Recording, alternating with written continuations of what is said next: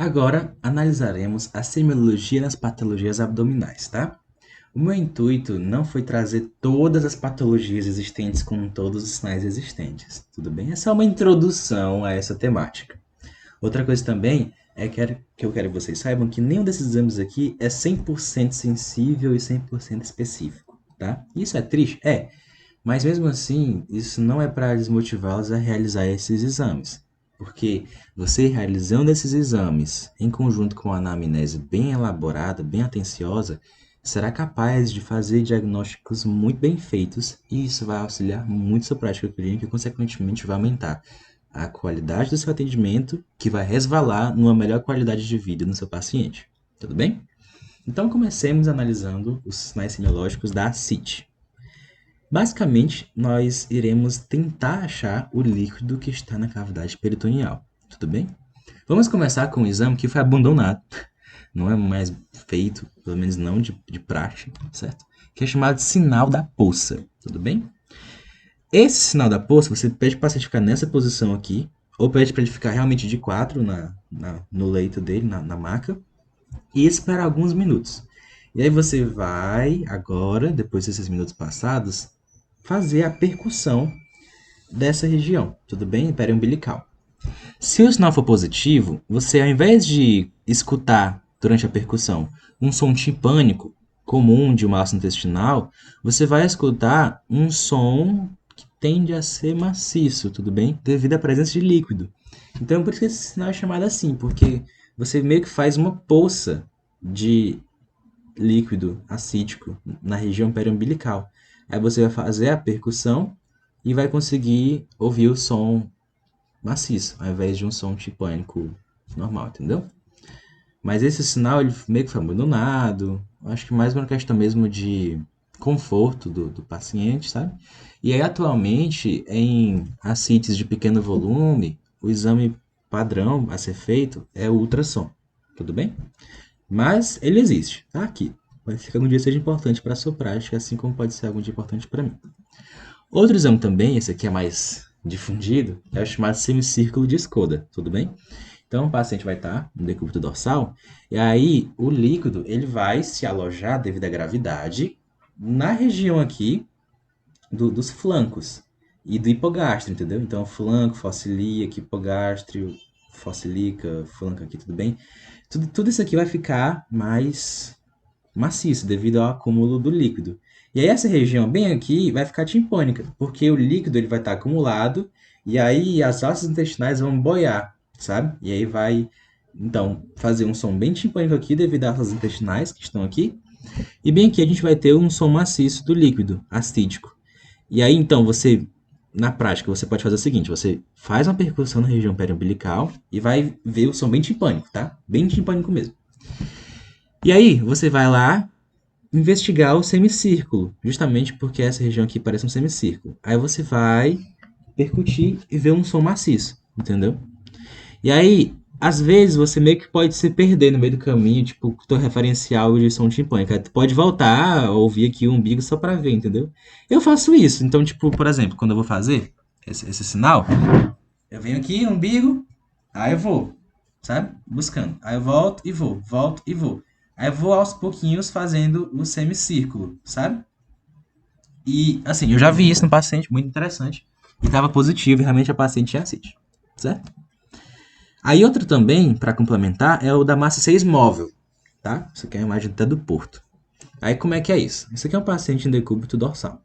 Eu não falei para vocês das asas intestinais, o líquido acumulado na região lateral e inferior, aqui a gente acabou de ver? Pois é. Isso aqui é representando isso, tá bom? Então aqui é a parte ventral do paciente, aqui é a parte dorsal, aqui é as colunas. A coluna, desculpa, só temos uma coluna. Aqui é a coluna, aqui é as costelas. Então isso aqui está representando. Aí o que, que você faz? Você vai fazer uma percussão na região dos flancos. E aí vai estar maciço, entendeu? Vai estar maciço o som. Aí então você vai virar o paciente em decúbito lateral. Aí você espera um tempinho. Aí quando você vira, a parte que está aqui acima, ela não vai mais ter acúmulo de líquido, porque ele vai ter escorrido, entendeu? Aí aqui vai passar a virar um som timpânico. E aqui a parte que está encostando na maca, que está aqui embaixo, vai ficar maciça. E aí quando você vira o paciente pro outro lado, a mesma coisa acontece. Agora esse lado que estava maciço vai se tornar timpânico, e esse lado aqui que estava timpânico se torna maciço, devido ao acúmulo de líquido. Então a maciçez ela é móvel, tudo bem? Devido ao líquido que vai se locomovendo, devido à gravidade, devido à física mesmo, nessas regiões. Então você faz isso no paciente, tudo bem? Aí, agora um sinal para detectar uma ascite de grande volume é o famosíssimo sinal de Piparote. O Piparote, tá? O que é um Piparote? Eu fui ver isso. E Piparote tem escrito num livro de Machado de Assis, eu não sei se era lá no Quincas Borba, não sei. Ou era no... Ah, não lembrei o nome não. Mas enfim, é um livro do Machado de Assis, Piparote, fui buscar na época o que era. É isso aqui, ó. Certo? Esse aqui é um Piparote. Fiz um Piparote em mim, na minha testa. Piparote. Certo? Então, por isso que é chamado assim, sinal Piparote, tá? Tipo, isso aqui é um peteleco, enfim. Aí, literalmente, você faz um peteleco no paciente. Como é que você faz isso? Você vai colocar a mão do paciente ou a de um auxiliar aqui na região da linha média do abdômen, tá? Apertando. E aí, de um lado, isso aqui com auxiliar. Então, imagine que tem uma mão aqui, tá? Porque eu não tenho 3 mãos, infelizmente. Aí, tá aqui a minha mão como paciente ou como auxiliar, certo? Aí, o examinador, ele vai colocar a mão de um lado do abdômen do paciente e no outro ele vai dar uns petelequinhos, sabe? E aí, o sinal é positivo quando ele consegue sentir desse lado aqui uma onda vibratória, devido à passagem mecânica da onda no líquido acítico, entendeu? Só que é justamente essa mão aqui, ela precisa estar aqui para evitar que tu dê um falso positivo.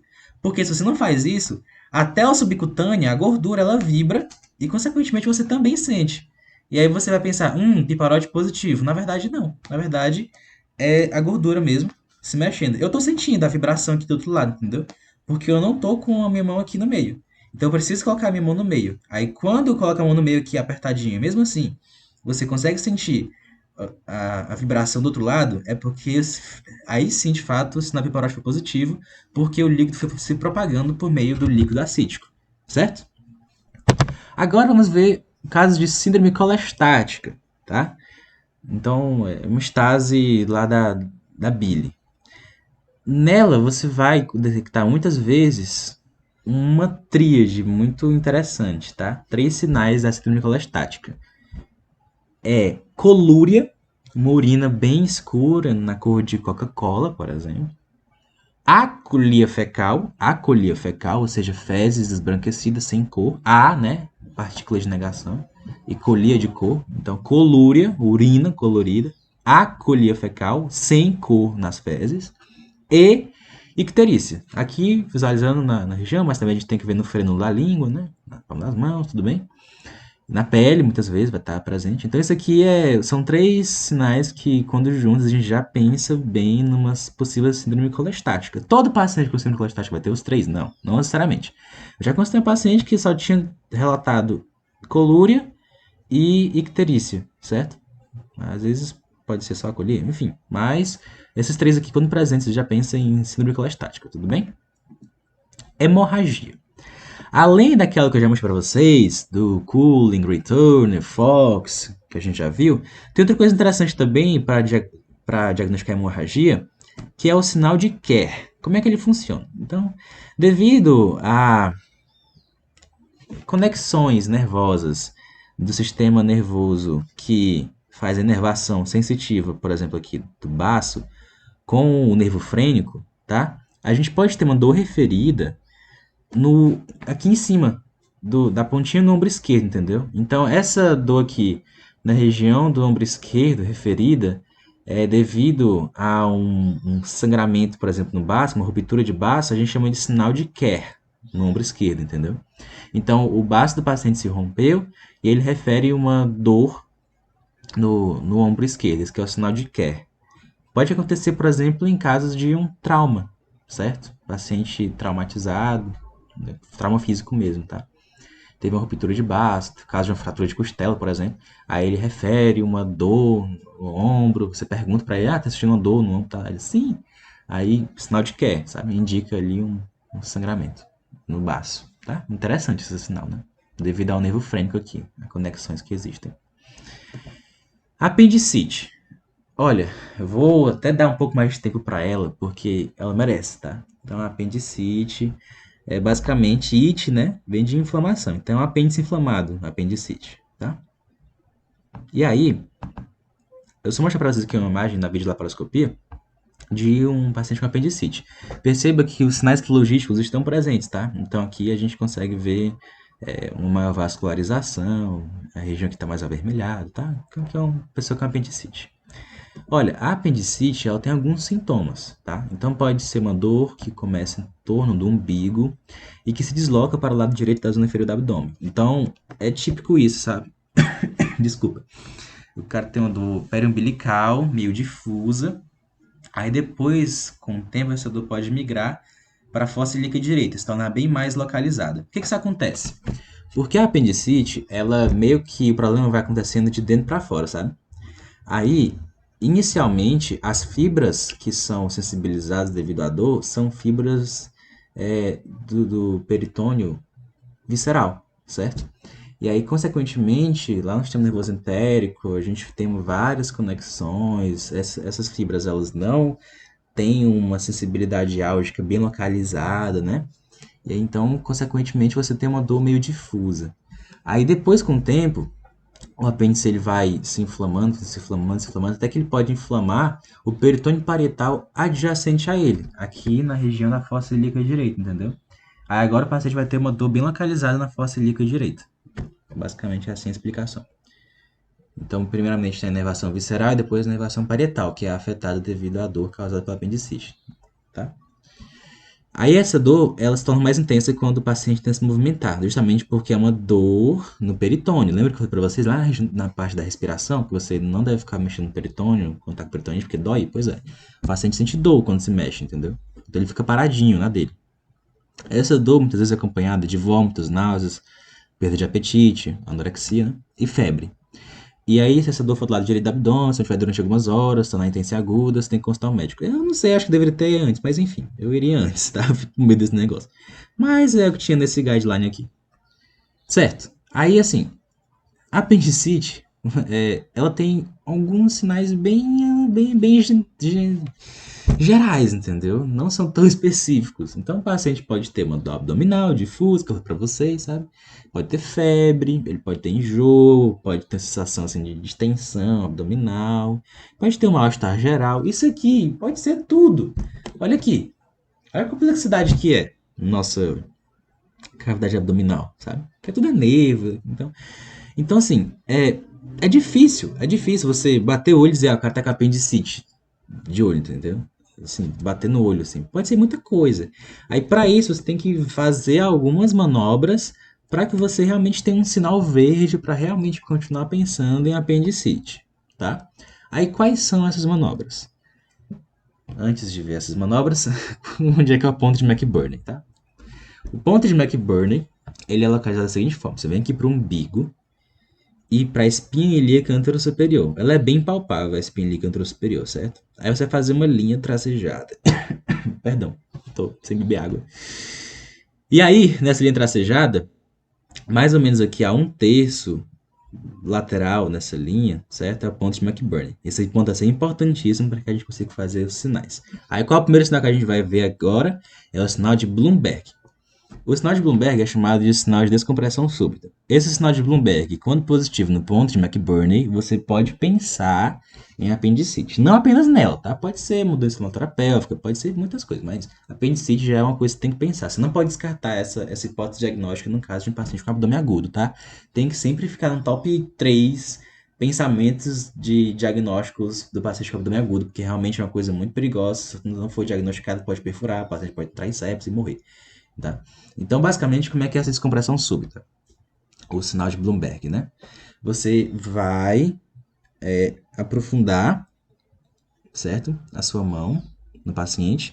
E aí, subitamente, você vai descomprimir. Você não vai descomprimir assim, não, certo? Calminho. Não, você vai descomprimir mesmo assim, entendeu? Desse jeito aqui, ó. Pá! Você descomprime. Aí, quando descomprime, o paciente refere uma dor, certo? Na descompressão súbita, o paciente refere uma dor. Esse é o sinal de Bloomberg positivo, tá? Só que assim, uma lei geral nas manobras semiológicas da cavidade abdominal, da parede abdominal, enfim, do abdômen, é que você não deve começar por onde está doendo, tudo bem? Então, se o paciente está referindo uma dor na fossa ilíaca direita, você vai lá como quem não quer nada. Aí vai avaliar a fossa ilíaca esquerda, vai avaliar hipocôndrio esquerdo, flanco esquerdo, mesogastro, epigastro, hipogastro, hipocôndrio, aí vai indo. Aí depois, no final, você avalia o local que está acometido. Nesse caso, a fossa ilíaca direita. Por quê? Porque assim, se você for logo direto no ponto, aí você vai tensionar tudo, aí vai dificultar a palpação de todo o resto, entendeu? A gente vai ver no próximo slide uma coisa muito interessante, que é justamente isso. É o paciente, ele vai ter o Bloomberg positivo, ó. Bem aí na fossa ilíaca direita, ó. Na hora da descompressão, ele chega a dar um pulo. Ele dá um grito, que eu tirei o som, ele dá um pulinho. E você pode ver até mesmo que fica mais enrijecida a parede abdominal. E isso em inglês é chamado de rebound tenderness. É tipo uma tensão reflexo, tá? A parede abdominal se tensiona de forma reflexa a esse estímulo álgico, devido à descompressão súbita no ponto aí de McBurney, tá? Nesse caso. Então, esse paciente aqui, ele estava com Bloomberg positivo. Tudo bem? Aí outro sinal também, além do Bloomberg, é o de Hofsing. Muito interessante esse sinal, tá? Basicamente, você vai chegar na fossa ilíaca esquerda do paciente e vai começar a meio que ordenhar o gás que está localizado no intestino grosso no sentido retrógrado, no sentido antiperistáltico. Então, se aqui na região abdominal, depois que passa pelo ilho, o alimento vai do seco para o cólon ascendente, transverso, descendente, sigmoide e vai para o reto, a gente vai fazer o caminho inverso, antiperistáltico, retrógrado. Então a gente vai do cólon sigmoide, aí ordenha para o cólon transverso e para o cólon ascendente. Dessa forma, você faz com que o gás ele volte dessa região para essa. Aí o gás voltando vai distender o SEC, vai distender o apêndice vermiforme e, consequentemente, vai fazer com que o paciente refira dor se eu tiver com apendicite, devido também a esse estímulo mecânico que, consequentemente, resulta em um estímulo álgico se estiver inflamado, entendeu? Devido à hipersensibilidade. Então, aqui está um exemplo. Você vai apertando essa região e aí o gás volta até que chega no apêndice, tá? Aí o paciente refere dor. Aí aqui é o chamado sinal do psoas, tá? Basicamente, se o paciente tem decúbito lateral esquerdo, você faz uma hiperextensão passiva da coxa, tá? Ou seja, você estende a coxa do paciente de forma passiva. Não é a contração dele, é você que puxa a coxa, entendeu? Aí outra forma também de fazer o sinal do psoas é pedindo para fazer uma flexão ativa contra a resistência em decúbito dorsal. Então, o paciente decúbito dorsal pede para o paciente levantar a perna e você bota força contra ela, entendeu? Então, o sinal do psoas tanto é por meio da hiperextensão passiva da coxa em decúbito lateral esquerdo, quanto por uma flexão ativa contra a resistência em decúbito dorsal. Isso tudo é para causar estresse no músculo psoas maior, entendeu? Por quê? Porque o músculo psoas, ele é muito próximo ao apêndice, em alguns pacientes, tá? O apêndice ele pode estar em vários cantos, sabe? Ele pode estar subsecal, retrosecal, pode estar pélvico, pode estar lá em cima, pode estar lá embaixo, enfim. Aí em alguns pacientes, esse apêndice ele pode estar próximo do músculo psoas, que é esse rapazão bem aqui, certo? Aqui é o apêndice. Então, consequentemente, quando você estressa o psoas do paciente, isso também vai causar um estímulo mecânico no apêndice, que consequentemente vai causar um estímulo álgico se tiver inflamado. Então, quando você faz a hiperextensão do músculo psoas, isso consequentemente vai estirar as fibras, porque o psoas, a função dele é fazer flexão da coxa, entendeu? Então, se ele faz flexão, quando ele encurta, ele flexiona, ou seja, quando ele estende a coxa, ele meio que vai se estirar as fibras, entendeu? Quando a gente estende a coxa. Então, isso vai meio que dar uma apertadinha no apêndice ali perto. Aí, quando você pede para o paciente fazer uma flexão ativa contra a resistência, você também está causando um estresse no psoas. Nesse caso, porque você está fazendo com que o psoas dele faça força, entendeu? E, consequentemente, também vai causar um estímulo mecânico. Essa mesma lógica vai se aplicar agora no sinal do obturador, tá? Esse sinal do obturador é o seguinte, do obturador, você pede para o paciente fazer uma flexão da perna e da coxa passivamente, na verdade você que faz, e aí faz uma rotação interna passiva da coxa, tá vendo? Uma rotação interna da coxa. Então a coxa aqui rodou internamente, tá bom? Rotação interna da coxa. Ó, você faz uma flexão da perna e da coxa passiva e uma rotação interna. Justamente porque o músculo obturador interno, ele está também adjacente ao apêndice. O obturador interno, ele naturalmente faz uma rotação externa da coxa. O obturador interno faz uma rotação externa da coxa. Então, se eu faço alguma rotação interna, eu vou também estressar esse músculo e, consequentemente, fazer esse mesmo estímulo mecânico na mesma lógica do psoas. Certo? Agora, vamos da apendicite para a colecistite aguda. O que você pode fazer para ver colecistite aguda? Colecistite aguda, basicamente, é uma inflamação aguda na vesícula biliar, tá? E não necessariamente é devido a cálculos, mas geralmente é. De acordo com o livro Sabiston de cirurgia, 90 a 95% dos casos de colecistite aguda têm relação com cálculos biliares, tá? Mas não é sinônimo. A colecistite aguda, ela pode ser desencadeada por uma colelitíase, ou seja, uma pedra na vesícula biliar, um cálculo na vesícula biliar. Se esse cálculo estiver no ducto colédoco, a gente chama de coledocolitíase, tudo bem? E aí também, se tiver inflamação generalizada das vias biliares, a gente chama de colangite. Então vamos lá, são muitos termos, né? Vamos lá. Vamos comigo. Colecistite, inflamação da vesícula biliar. Colelitíase, é um cálculo localizado na vesícula biliar. Coledocolitíase, é um cálculo localizado no ducto colédoco, que é esse ducto bem aqui, ó, que é a junção do ducto cístico com o ducto hepático comum.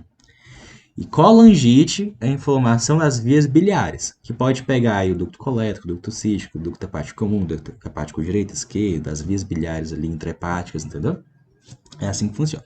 Então, o paciente com colecistite aguda, ele vai ter o sinal de Murphy positivo. Como é que é o sinal de Murphy? Você vai lá para o ponto cístico. O ponto cístico é essa região bem aqui que esta moça está palpando, essa examinadora, certo? Esse ponto a gente vai localizar ele na interseção entre o rebordo costal direito, a parte de baixo aqui do rebordo costal, certo? O rebordo costal direito, junto com a parte lateral do músculo reto abdominal. Então aqui está o músculo reto abdominal passando bonitinho, aqui a parte lateral dele, certo? E aqui o rebordo costal direito. Nesse ponto de interseção é o ponto cístico, entendeu? Aí você vai então pedir para o paciente expirar profundamente, certo? Vai soltar o ar. E quando ele solta o ar, se eleva o fígado, vesícula e tudo mais. E aí, consequentemente, você consegue empurrar a sua mão. Aí quando ele inspira, ó, ele para. O que acontece? Quando ele inspira, o diafragma contrai e empurra para baixo o fígado e a vesícula biliar. Se essa vesícula estiver inflamada, quando você empurrou, quando tinha expirado, ok, não tinha vesícula. Agora, quando está inspirando, a vesícula vai de encontro à mão do examinador, entendeu? E se ela estiver inflamada, vai estar sensível. E se estiver sensível, o paciente refere dor. Se ele refere dor, ele para de respirar devido a essa dor. Então, o sinal de Murphy positivo é uma parada da inspiração ocasionada por dor no ponto cístico. Entendeu? Você coloca a mão lá, na expiração, aí na inspiração espera a vesícula chegar de encontro à sua mão. Se o paciente para de respirar e refere essa dor, e é justamente essa dor que faz com que ele pare de respirar, é o Murphy positivo, ok? Indicativo de colecistite aguda. Aí a colangite, que eu já expliquei para vocês, né? Inflamação das vias biliares, você pode ter a tríade de Charcot, certo? A tríade de Charcot ela consiste em dor hipocôndrio direito, em febre e em icterícia. E aí se o paciente for evoluindo na colangite, ele pode evoluir para a chamada pêntade de Reynolds, que é a mesma coisa que da tríade de Charcot, certo? Olha, dor hipocôndrio direito, febre e icterícia, só que também se une mais duas coisinhas, que é hipotensão e confusão mental. Então a tríade de Charcot é dor hipocôndrio direito, febre e icterícia, e a pêntade de Reynolds são esses três mais hipotensão e confusão mental, certo? Agora um carcinoma periampolar, ou seja, um câncer pertinho da ampola hepatopancreática. Vamos lá, anatomia. A gente tem, lembra do ducto colédoco, como eu disse para vocês? Que pega aqui o ducto cístico, ducto hepático, ducto colédoco, ele vai levar a bile, entendeu? E aí, esse ducto colédoco, ele vai se juntar com o ducto pancreático, lá do pâncreas, que carrega o suco pancreático, certo? E aí eles vão juntos, ducto colédoco com o ducto pancreático, formar a ampola hepatopancreática, certo? E aí se eu tiver um câncer perto dessa ampola, o câncer, justamente por ele crescer, por ele ser uma massa que vai crescendo, ele pode obstruir essa ampola, certo? E aí, consequentemente, com a obstrução da ampola, o paciente ele pode cursar com icterícia, certo? Então aqui está um exemplo. Ó, que é a vesícula, ducto cístico, ducto hepático, ducto colédoco, certo? E aí aqui está o ducto pancreático. Aí bem aqui vai ter na região aqui uma junção.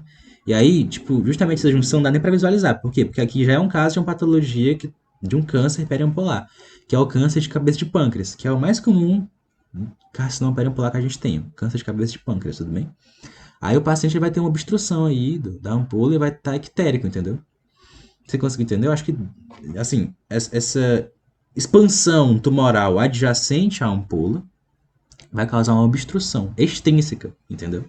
Da ampola. E, consequentemente, vai ter ali um acúmulo de bile na vesícula biliar, certo? E aí o paciente vai cursar com icterícia. E além da icterícia, ele pode apresentar, muito interessante esse sinal, sabe? É o sinal de Courvoisier-Terrier.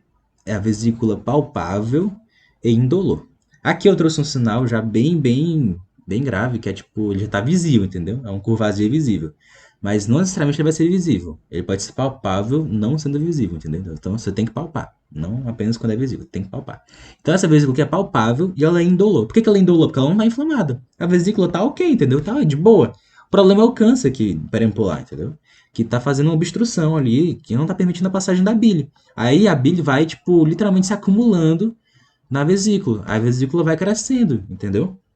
Só que ela não tá inflamada, não tá doente, então ela não dói. É uma vesícula palpável e indolor. Nesse caso aqui é até visível, isso aqui é uma vesícula, entendeu? Certo? Aí, além da icterícia e o Courvoisier-Terrier positivo, você vai ter, em um caso aqui específico, desculpa, vou reformular.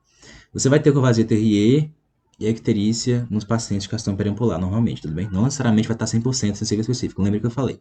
Mas pode estar presente. É bem indicativo, bem sugestivo, entendeu? Aí, ok. Os carcinomas periampolares, existem vários tipos, tá? Cabeça de pâncreas, ali, do duodeno. E aí tem um específico que é o da papila. O carcinoma da papila de Vater. A papila de Vater é aquela projeçãozinha lá na porção descendente do duodeno, na segunda porção do duodeno que recebe o suco pancreático e a bile, é aquela projeçãozinha, certo? Que vai receber o, o suco pancreático e a bile, tá? Aquela projeçãozinha bonitinha lá no duodeno, tá? A gente consegue até visualizar a anatomia.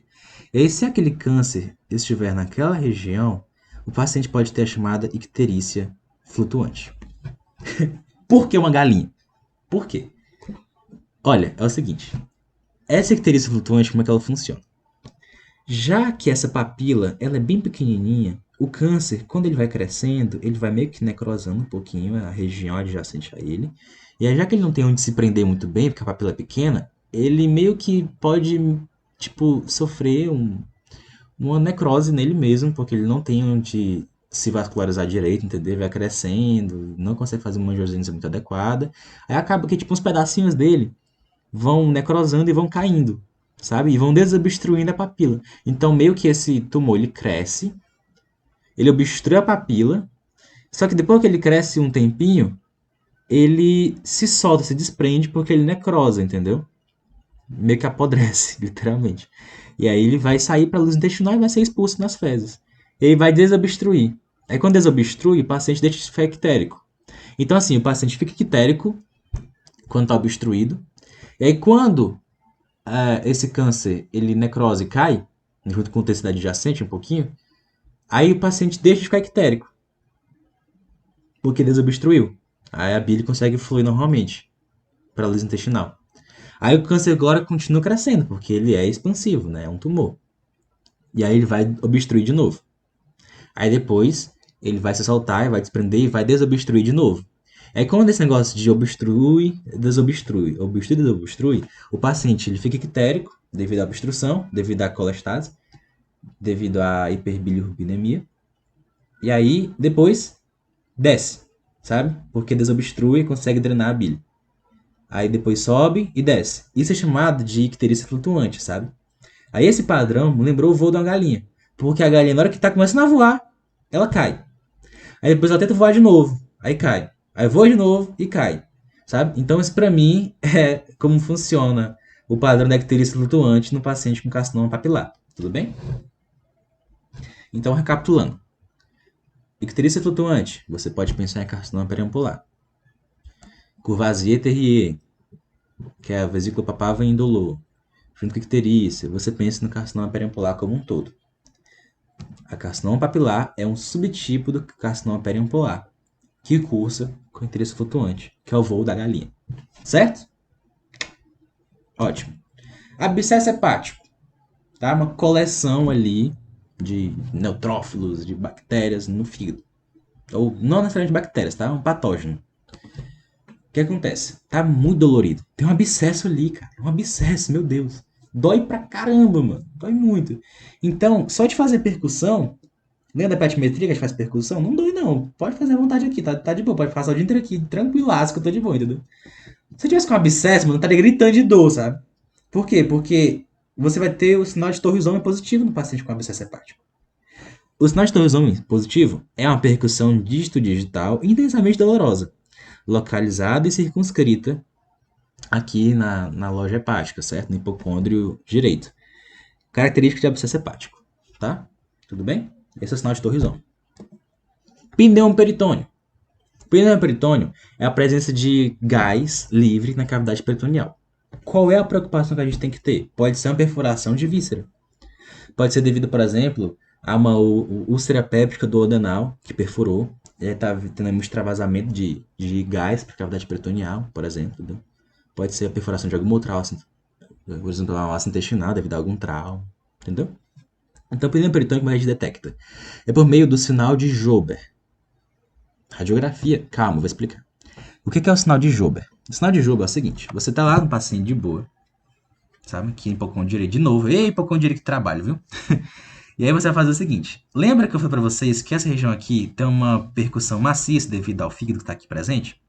Pois é, no paciente com pneumo peritônio, vai ter um acúmulo de ar entre o fígado e o diafragma.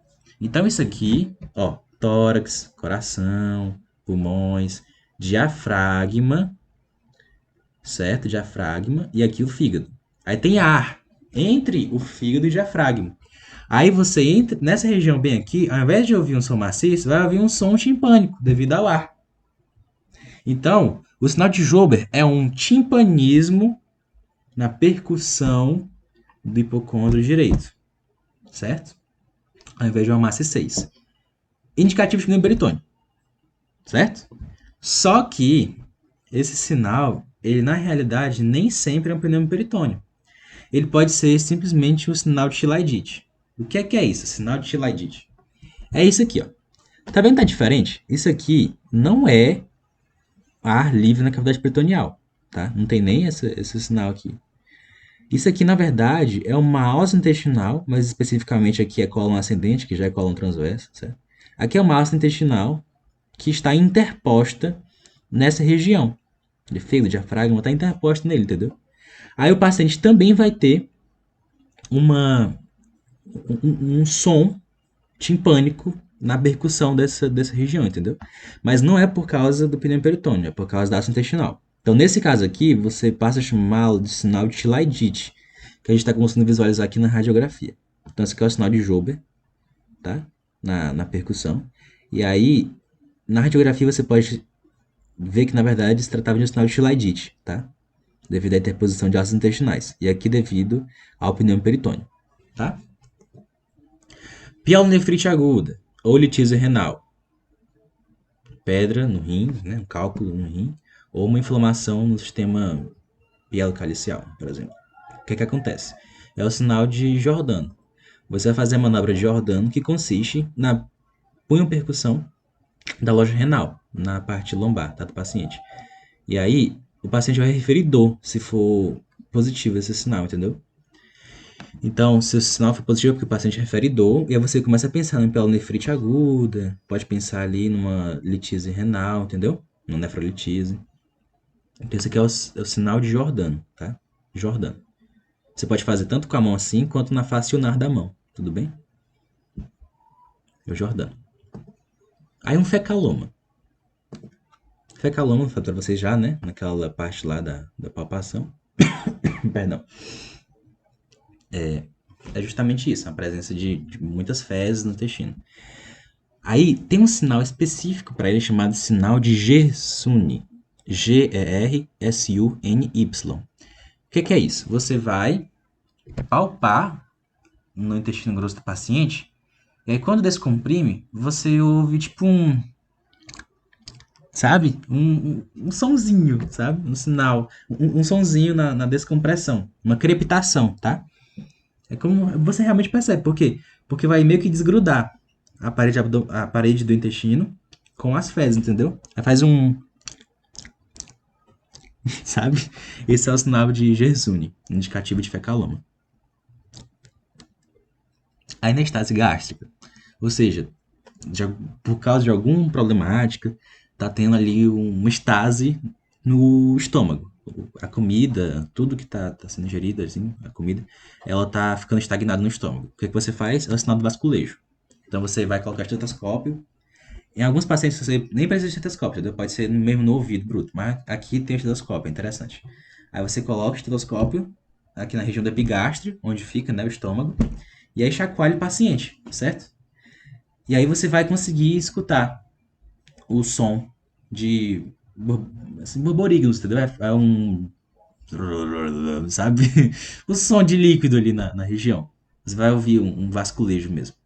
Se você, por exemplo, se entupir de beber água e fizer um vasculejo em você mesmo, você vai conseguir ouvir uns líquidos se mexendo, entendeu? Só que nesse caso aqui, o paciente já vai. Não precisa ter comida, ele pode estar tipo um tempão sem comer e mesmo assim tá com estase, entendeu? Então, esse aqui é o sinal do vasculejo, que tá analisando ali como é que tá o estômago do paciente, ou do odema, enfim, né? Onde está a obstrução, tá? Que é o sinal do vasculejo. Sangramento. Sangramento é muito interessante se de ser investigado na semiologia abdominal. E aí, ele está muito relacionado com essa estrutura bem aqui que a gente chama de ligamento de Treitz, tá?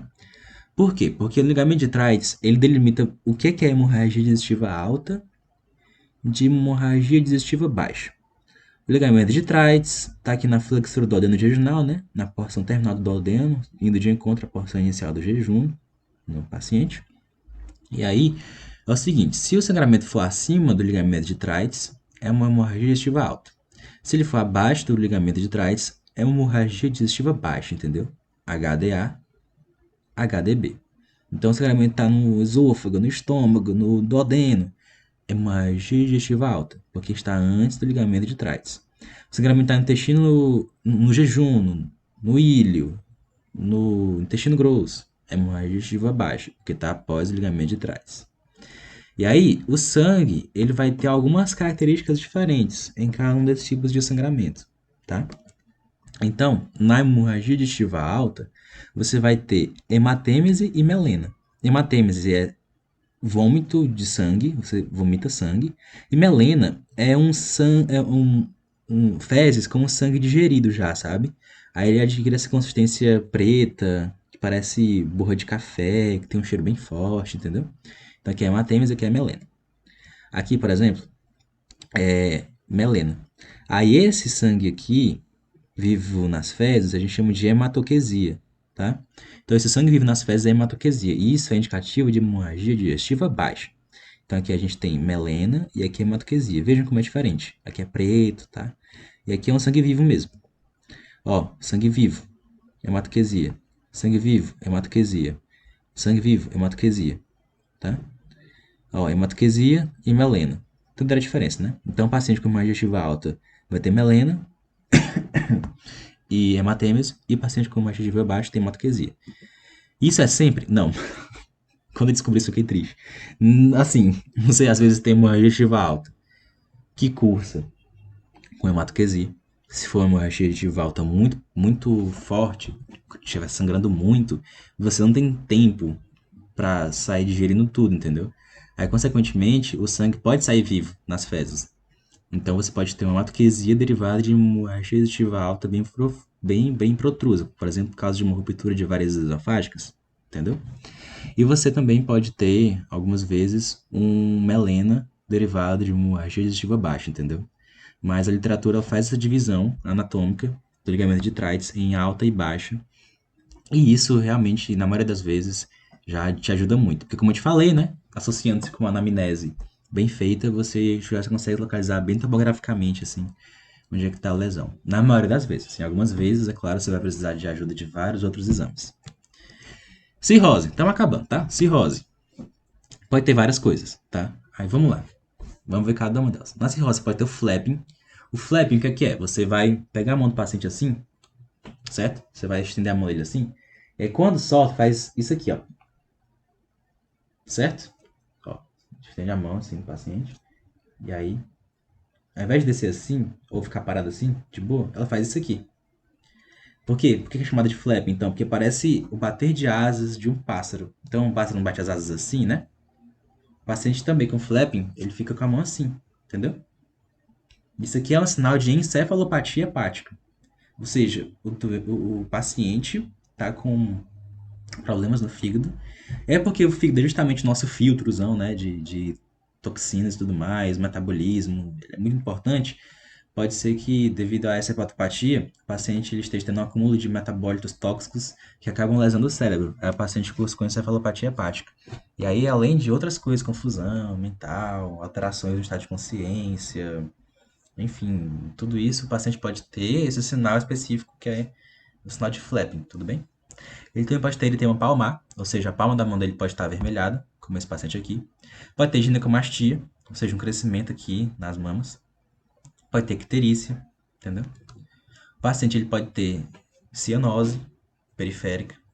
Ele pode ter a contratura de Dupuytren, certo? Uma contratura aqui do tendão da mão. Pode ter baqueteamento digital, certo? Então, realmente são coisas bem amplas.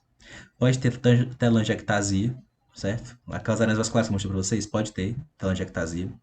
Pode ter circulação colateral, certo? É bem comum de achar até, tipo porta. Pode ter prurido, coceira. Pode ter um hálito, que a gente chama de hálito hepático, né? Um hálito específico aí da cirrose. Então, pode ter muita coisa, uma hepatopatia crônica, tá? Então, assim a gente acaba os sinais como um todo, tá? Agora, só para lembrar para vocês que a gente tem que avaliar a região perineal, tudo bem? Porque ela também vai fazer parte de todo esse complexo aí da região abdominal. Ela não é anatomicamente a região abdominal, mas está bem relacionada às doenças com ela, entendeu? O Seibston, por exemplo, no seu capítulo de abdômen agudo, ele fala que em pacientes com abdômen agudo, você deve fazer uma análise da região perineal, fazer um toque retal em busca de sangramentos, enfim, entendeu? Então lembre-se que essa região também é importante para ser analisada. Às vezes uma paciente ela pode ter uma patologia que está cursando ali com dores na região abdominal, que na verdade são uma queixa ginecológica, entendeu? Então pode ser que, por exemplo, a paciente tenha um ímen imperfurado, né? O ímen dela não foi perfurado assim, e consequentemente pode ter um acúmulo de sangue na primeira menstruação. Aí esse sangue vai começando a irritar a região, aí a paciente refere dores. E na verdade você vai conseguir diagnosticar só se fizer uma análise da região perineal, entendeu? Então é importante que você faça essas análises. Então aqui o exame ginecológico é importante em pacientes sexo biológico feminino, né? Com queixas abdominais. E nos pacientes de sexo biológico masculino, né? É importante que você faça também o exame do toque retal. Botei aqui o símbolo da próstata só para você associar, né, direitinho que, tipo assim, não apenas você vai buscar câncer de próstata, tá, no toque retal. Também tem, tipo, uma miríade de outras coisas que você analisa. Isso aqui, só a análise da região perineal dá uma aula inteira, entendeu?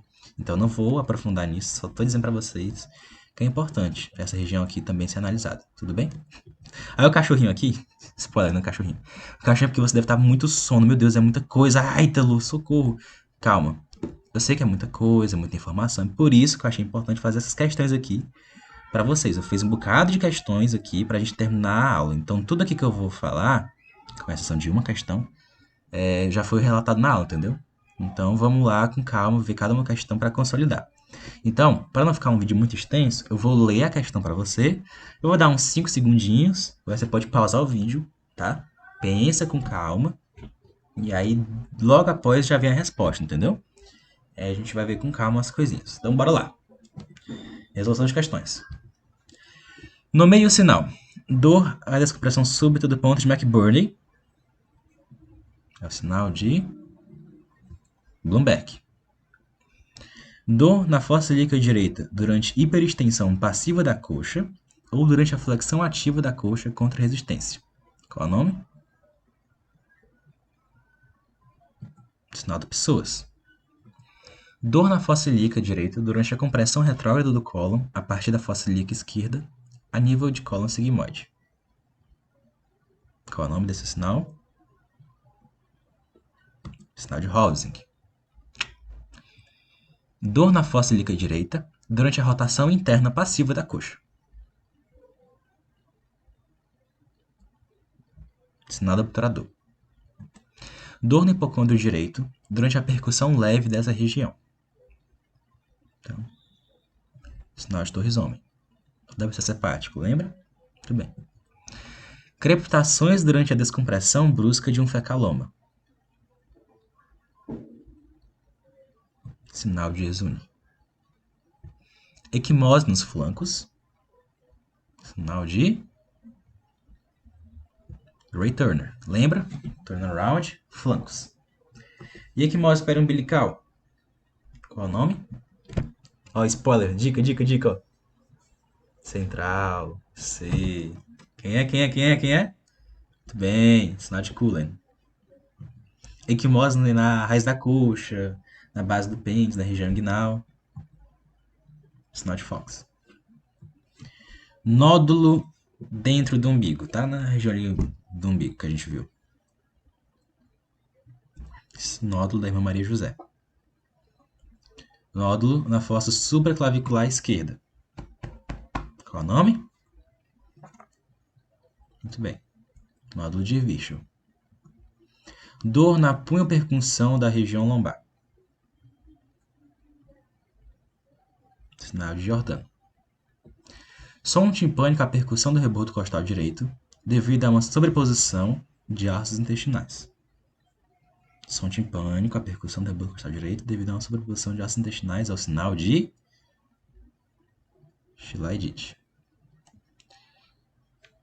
Mesmo som timpânico à percussão do rebordo costal direito, agora devido a um pneumo peritônio. Qual o nome? Sinal de Joubert. Circulação colateral com fluxo centrífugo em relação ao umbigo devido à hipertensão portal. Sinal da cabeça de Medusa. Lembram? Certo. Ausculta de zumbido venoso em cima de circulação portal do tipo cabeça de Medusa na região umbilical. Sinal de Cruvalier-Baumgarten. Dor e parada da inspiração durante a palpação profunda do ponto cístico.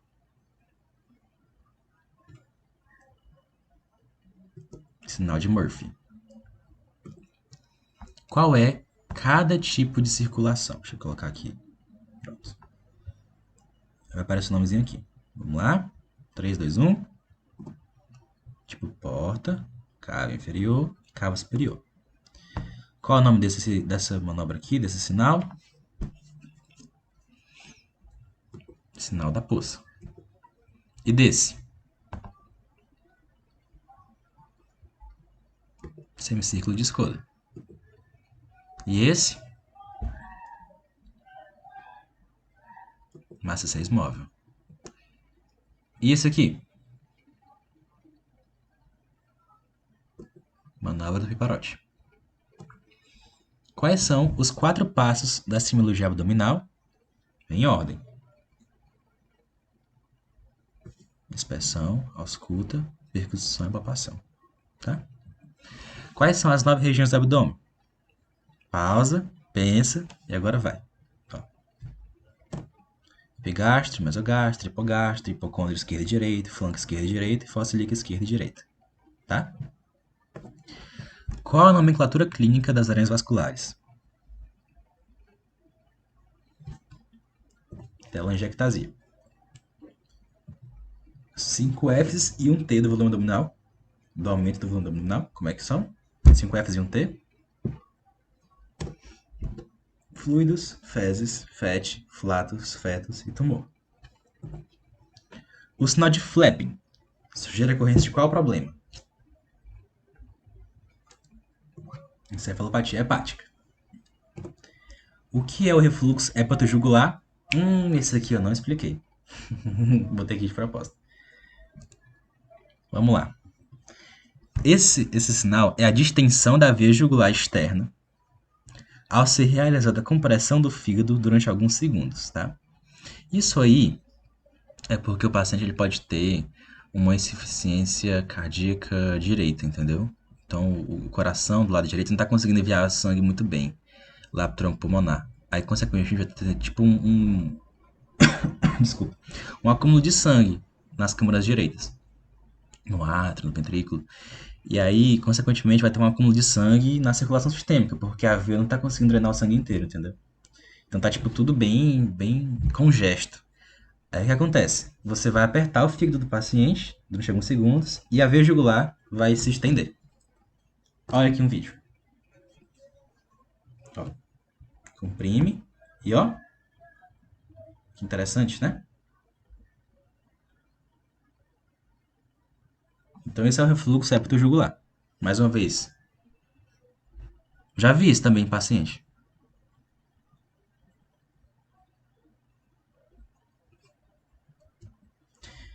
Qual síndrome apresentada na aula pode manifestar estrias violáceas na região abdominal? Síndrome de Cushing. Qual o nome do espaço no qual realizamos percussão em busca de esplenomegalia? Bem aqui. Qual o nome? Isso. Espaço de Traube, ou espaço semilunar de Traube, tá bom? Cite as 3 manifestações clínicas típicas da síndrome colestática. Colúria, acolia fecal e icterícia. Sinal de Kerr no ombro esquerdo é sugestivo de ruptura de qual órgão? Nervo frênico, trauma, fratura, costela, baço, tá? Qual é o melhor ponto para se colocar o estetoscópio na escuta abdominal? Vou botar até aquela imagem lá para você. Na região da válvula ileocecal, próximo ao ponto de McBurney. Porque se lembra que, tipo, o ponto de McBurney localiza o apêndice. Então, perto do apêndice da válvula ileocecal, entendeu? Então, tá pertinho dessa região. Na região da válvula ileocecal, tudo bem? Na fossa ilíaca direita. Além do flapping, cite outras 4 manifestações clínicas nas mãos associadas à hepatopatia crônica. Além do flapping, 4 outras manifestações. Pensa um pouquinho, vai pensando. Que eu citei aqui para vocês, tá? Vamos lá. Eritema palmar, contratura de Dupuytren, cianose, no caso cianose periférica, e baqueteamento digital. Icterícia intermitente sugere o quê? Voo da galinha. Icterícia flutuante. Sobe, aí desce, sobe, desce. É o quê? Carcinoma papilar, certo? Carcinoma de papila. Como se localiza o ponto de McBurney? Descreva aí para você mesmo. Vou passar a imagem. Ó, tá aí. Vai para o umbigo, espinha líquida superior, traça uma linha, divide em 3 partes. É nessa interseção aqui entre a segunda parte aqui e a terceira aqui, certo? É o ponto de McBurney, tá? Que a gente achou apêndice. Cara, é muito lindo. Isso tem na anatomia, sabe? Lá no nosso anfiteatro. Eu sempre mostro pros alunos. Eu mostro para eles o ponto de McBurney. E aí, tipo, tem lá um cadáver que a gente levanta a clavícula. E aí mostra a cavidade abdominal, entendeu? Aí, tipo, na hora que a gente levanta a clavícula e mostra a cavidade abdominal, cai o dedo em cima da apêndice, cara. É muito lindo. Ponto de McBurney, não esqueça, tudo bem? A gente faz o Bloomberg e tal. Manobra de prensa abdominal por meio de sopro na mão ou tosse, utilizada para investigar hérnias. Valsalva. Qual órgão é chacoalhado durante a manobra do vasculejo? Estômago. Nome da posição adotada pelo paciente para palpar com maior facilidade o baço? Posição de Schuster. Qual estrutura anatômica delimita a hemorragia digestiva em alta ou baixa? Ligamento de Treitz. Hematêmese e melena são sugestivos de hemorragia digestiva alta ou hemorragia digestiva baixa? Alta. Qual é o nome do termo, né? Sangue vivo nas fezes decorrente de hemorragia digestiva baixa. Nomeie esse termo. Lembrando que não é apenas em casos de hemorragia digestiva baixa, mas geralmente é, entendeu? Pode ser uma hemorragia digestiva alta muito protrusa, como por exemplo, ruptura de varizes esofágicas, muito, muito grande. Mas é sangue vivo nas fezes. Sangue vivo nas fezes é chamado de hematoquesia. Qual o epônimo da variação anatômica na qual o fígado possui um lobo caudado, que pode confundir o examinador e fazê-lo pensar em uma hepatomegalia ou câncer no fígado? Que foi para vocês que aqui tem no UFC. Qual é o nome? É o lobo de Riedel. Qual a direção e o sentido do crescimento do baço em caso de esplenomegalia?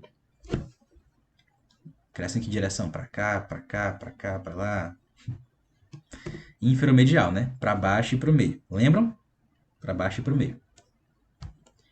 E aí, a mais importante de todas. Ceará ou Fortaleza? Depende do paciente. Empatize com o seu paciente, tá? Não vai brigar com ele, não. Isso aqui é só uma brincadeirinha, tá? Olha, turma, essas aqui foram as minhas referências, tá bom? E eu quero terminar com uma frase minha. A semiologia é a arte de ler o visível e o invisível dos corpos e das almas humanas. Nunca esqueça disso. A semiologia é a arte de ler o visível e o invisível dos corpos e das almas humanas. Tá bom? Dessa forma, eu digo que é isso tudo, pessoal. Então, isso é tudo, pessoal. E muito obrigado. Aqui é meu Instagram, aqui meu e-mail. Qualquer dúvida, pode colocar aqui nos comentários. E muito obrigado. Quero agradecer aqui, primeiramente, aos meus professores da semiologia no quarto semestre, professor Cristóvão, professor Emílio, muito obrigado. Muito obrigado mesmo. Quero agradecer também aqui ao professor Milton, incrível professor no quinto semestre. Eu quero agradecer também a todos os demais professores, professor Ivan, Cerqueira, Manuel, Miguel da anatomia. Nossa, são tantos, são tantos. Eu quero agradecer a todo o corpo docente da UFC por ser tão incrível. Muito obrigado por tudo, Dr. Fred. Enfim, se eu fosse listar aqui todo, Dr. Jesus, ai meu Deus, são tantos, sabe? Então, muito obrigado a todos vocês, professores. E também agradecer à Liga de Anatomia e Cirurgia, a LAC, por ter feito eu me apaixonar pela anatomia e pelo sistema digestório. E quero agradecer também a você que está assistindo a esta aula, por ter vindo até aqui, até o final. Estou muito feliz mesmo em poder contribuir para a sua formação acadêmica e profissional. Muitíssimo obrigado mesmo, tá? E tchau, tchau. Um abraço e um beijo na ponta do coração de cada um de vocês.